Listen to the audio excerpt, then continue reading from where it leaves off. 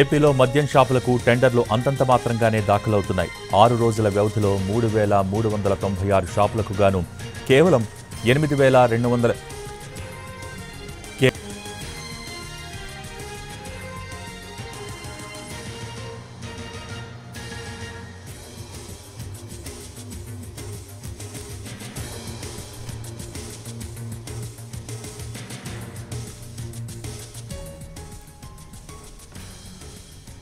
రాష్ట్రంలోని ఒక్కో మద్యం షాపుకు 2 నుంచి 3 టెండర్లు మాత్రమే వచ్చాయంటోంది ఎక్సైజ్ శాఖ.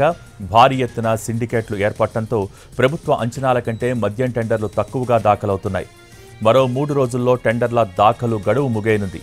అత్యధికంగా విజయనగరం జిల్లాలో 855 టెండర్లు, అత్యల్పంగా మన్యం జిల్లాలో కేవలం 174 టెండర్లే దాఖలయ్యాయి.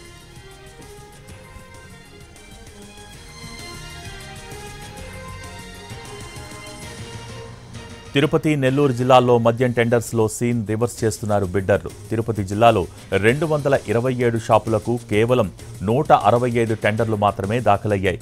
నెల్లూరు జిల్లాలో 182 షాపులకు 179 టెండర్లు మాత్రమే దాఖలు చేశారు. తిరుపతి, నెల్లూరు జిల్లాల్లో కొన్ని షాపులకు టెండర్లు వేసేందుకు ఎవరూ ముందుకు రాలేదు.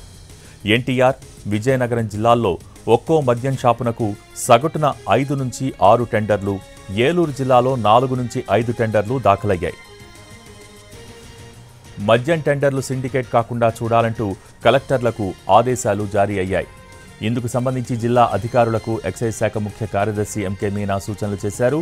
15 నుంచి 20 వేల టెండర్లు వస్తాయని ఎక్సైజ్ శాఖ అంచనా వేస్తోంది.